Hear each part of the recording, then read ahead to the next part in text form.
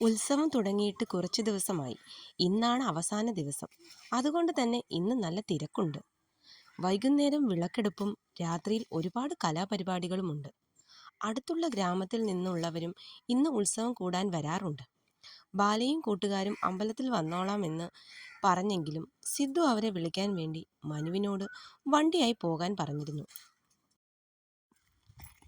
അങ്ങനെ മനു പോയി മൂന്നാളെയും കൂട്ടി അമ്പലത്തിൽ കയറി തൊഴുത ശേഷം വെറുതെ അവിടെയൊക്കെ കറങ്ങി നടക്കുകയാണ് മൂവരും. ഉച്ചയ്ക്ക് അന്നദാനമുണ്ട്. അതുകൊണ്ട് തന്നെ സിദ്ധുവും കൂട്ടരും പാചകപ്പുരയിലുള്ളവരെ സഹായിക്കാൻ കൂടി. ചെറുതും വലുതുമായി ധാരാളം കടകൾ അമ്പലപരിസരത്തായിട്ടുണ്ട്. ഓരോരോ കടയിൽ കയറി എന്തൊക്കെയോ മൂന്നാളും മേടിക്കുന്നുണ്ട്. ശ്രീബാല, ആരോ വിളിക്കുന്നത് കേട്ടാണ് ബാല തിരിഞ്ഞു നോക്കിയത്.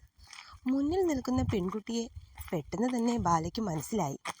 ബാലയ്ക്ക് മാത്രമല്ല, ശിവാനിക്കും ആവണിക്കും.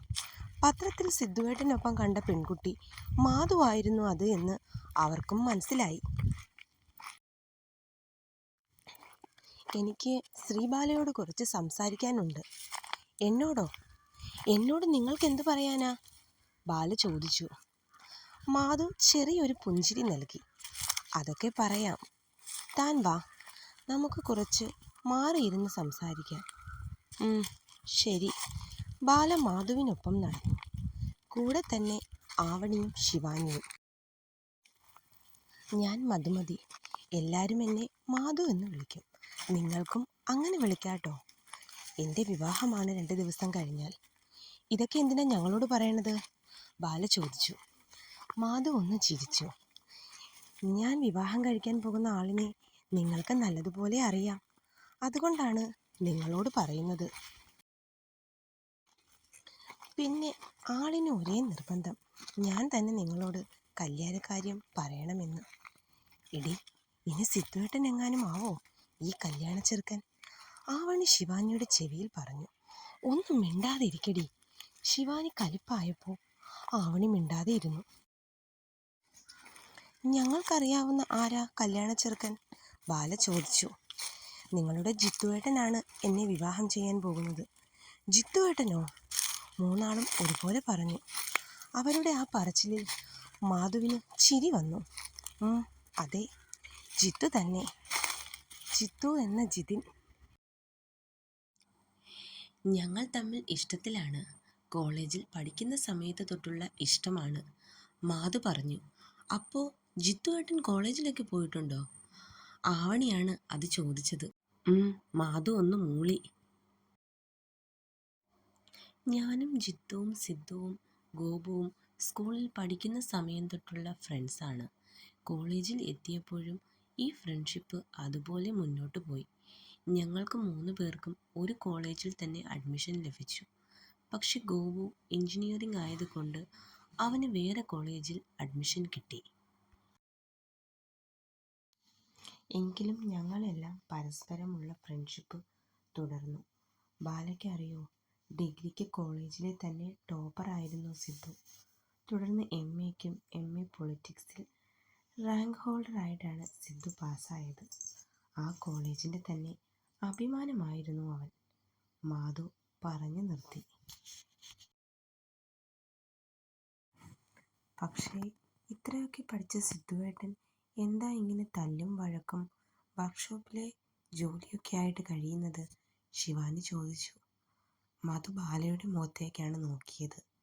ശിവാനി ചോദിച്ച അതേ ചോദ്യം തന്നെയാണ് അവൾക്കും ചോദിക്കാനുള്ളതെന്ന് ബാലയുടെ മുഖത്ത് നിന്ന് മാധുവിന് മനസ്സിലായി. എല്ലാവരുടെയും ജീവിതം എപ്പോഴും നമ്മൾ ആഗ്രഹിച്ചതുപോലെ ഇരിക്കില്ലല്ലോ. അങ്ങനെ ഉണ്ടായ ഒരു മാറ്റം ഞങ്ങളുടെ ലൈഫ് തന്നെ മാറ്റിമറിച്ചു.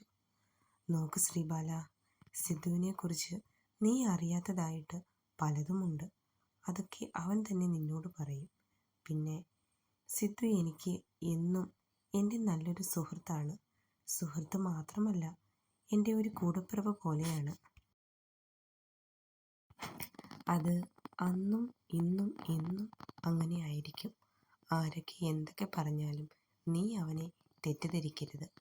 നീ കൂടി അവനെ തള്ളിപ്പറഞ്ഞാൽ ചിലപ്പോൾ അവനെ കൊണ്ട് അത് താങ്ങാൻ കഴിഞ്ഞെന്ന് വരില്ല.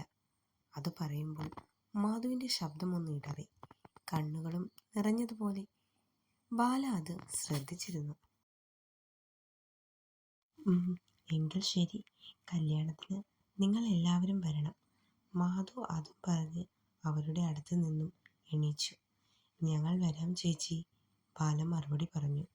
ആവണിയും ശിവാനിയും അത് ശരിയെന്ന പോലെ ഒന്ന് ചിരിച്ചു. അതെ, ശിവാനിക്കും ആവണിക്കും ഈ ഡ്രസ്സ് ഇഷ്ടമായോ? അവർ ഇട്ടിരുന്ന ഡ്രസ്സ് നോക്കിയാണ് മാധു അത് ചോദിച്ചേ. അവർ സംശയത്തിൽ നെറ്റി ചുളിച്ചു. ഇന്നലെ അവർ ഡ്രസ്സ് എടുക്കാൻ വന്നത് ഞാൻ ജോലി ചെയ്യുന്ന ടെക്സ്റ്റൈൽസിലാണ്. ഞാനാണ് നിങ്ങൾക്ക് രണ്ടാൾക്കുമുള്ള ഡ്രസ്സ് സെലക്ട് ചെയ്തത്. അതുകൊണ്ടാ ചോദിച്ചേ ഇഷ്ടമായോ എന്ന്. കൊള്ളാം ചേച്ചി, ഞങ്ങൾക്ക് ഒരുപാട് ഇഷ്ടമായി, ശിവാനി പറഞ്ഞു. മാധുവിന് അത് കേട്ടപ്പോൾ സന്തോഷമായി. ഇവർക്ക് രണ്ടാൾക്കും ഉള്ള ഡ്രസ്സ് ഞാനാ സെലക്ട് ചെയ്തത്. പക്ഷെ ശ്രീവാലയ്ക്കുള്ളത് ഞാൻ എടുക്കാമെന്ന് പറഞ്ഞപ്പോൾ സിദ്ധു എന്നെ തടഞ്ഞു. തനിക്കുള്ള ഡ്രസ്സ് അവൻ തന്നെ എടുത്തോളാം എന്ന് പറഞ്ഞു. അങ്ങനെ അവൻ ഒരുപാട് ഇഷ്ടപ്പെട്ട് തനിക്ക് വേണ്ടി സെലക്ട് ചെയ്തതാ ഈ ഡ്രസ്സ്. ബാലയെ നോക്കി മാധു പറഞ്ഞു. മാധു പറഞ്ഞത് കേട്ടപ്പോൾ ബാലയ്ക്കും വല്ലാത്ത സന്തോഷം തോന്നി. പിന്നെയും കുറച്ചു നേരം അവർ സംസാരിച്ചിരുന്നു.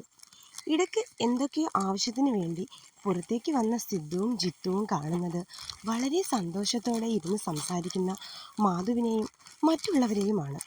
അത് കാണേ സിദ്ധുവിനും ജിത്തുവിനും സന്തോഷമായി.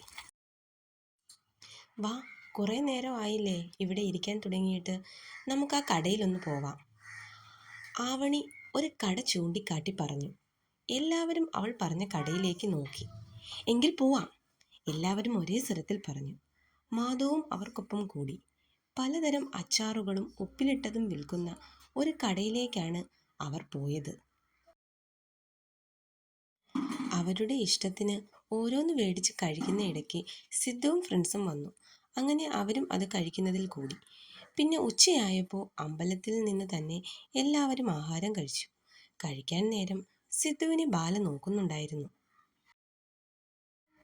എന്നാൽ അവൾ നോക്കുന്നത് മനസ്സിലാക്കിയ അവൻ അവളെ മൈൻഡ് ചെയ്യാൻ പോയതേയില്ല. അങ്ങനെ ആഹാരമൊക്കെ കഴിഞ്ഞു. എല്ലാവരും ഓരോ മരത്തിൻ്റെ ചുവട്ടിലായി തണൽ പറ്റി ഇരിപ്പുണ്ട്. ബാല വീട്ടിലേക്ക് പോകാൻ പോയപ്പോൾ അവിടെ ഒറ്റയ്ക്കായകൊണ്ട് സിദ്ധു അവളെ ആവണിയുടെയും ശിവാനിയുടെയും കൂടെ പോകാൻ പറഞ്ഞു. അങ്ങനെ ബാല അവർക്കൊപ്പം പോയി. സിദ്ധുവിനൊക്കെ രാത്രിയിലെ പരിപാടികൾക്ക് വേണ്ടി അവിടെ എന്തൊക്കെയോ ഒരുക്കങ്ങൾ ചെയ്യാൻ ബാക്കിയുണ്ടായിരുന്നു. അതുകൊണ്ട് അവരൊന്നും വീട്ടിലേക്ക് പോയില്ല. തുടരും.